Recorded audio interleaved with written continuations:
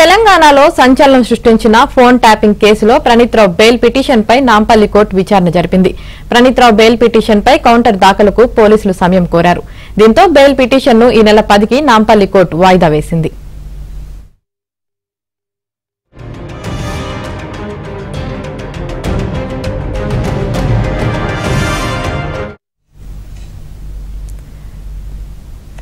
Praneeth Rao bail petition పై counter దాఖలుకు పోలీసులు సమయం కోరారు. దీంతో బెయిల్ పిటిషన్ ఈ నెల 10కి నాంపల్లి కోర్టు వాయిదా వేసింది. దీనికి సంబంధించి మరింత సమాచారం మా ప్రతినిధి ప్రవీణ్ అందిస్తారు. ప్రవీణ్, కేసులో కీలక నిందితుడిగా ఉన్నటువంటి ప్రణీత్రావు బెయిల్ పిటిషన్ సంబంధించి నాంపల్లి కోర్టులో విచారణ కొనసాగింది. నాంపల్లి కోర్టులో ఇప్పటికే ప్రణీత్రావు తరఫు న్యాయవాదులు కౌంటర్ దాఖలు చేశారు. అయితే పోలీసులు కౌంటర్ దాఖలు చేయాల్సి ఉంది. పోలీసులు ఈ రోజు కౌంటర్ దాఖలు చేయడానికి మరికొంత సమయం కోరడంతో ఈ నెల 10వ తారీఖు వాయిదా వేసింది. 10వ తారీఖు నాడు పోలీసులు కౌంటర్ దాఖలు చేసిన తర్వాత దానిపైన వాదనలు కొనసాగుతాయి.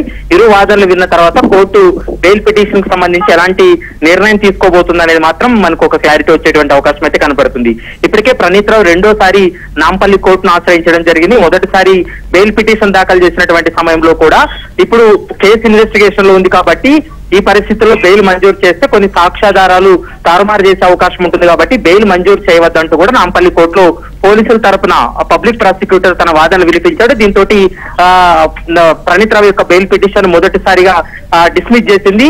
మరోసారి అంటే రెండోసారి కస్టడీకి తీసుకొని విచారించిన తర్వాత ఇప్పుడు ప్రణీత్రావు బెయిల్ పిటిషన్ కూడా మూవ్ చేశారు. దీనిపైన 10వ తారీఖున కోర్టు ఎలాంటి నిర్ణయం తీసుకోబోతుంది, ఇరు వాదనలు విన్న తర్వాత మెరిట్స్ ఆధారంగా చేసుకుని కోర్టు తీర్పిచ్చేటువంటి అవకాశం అయితే కనపడుతుంది.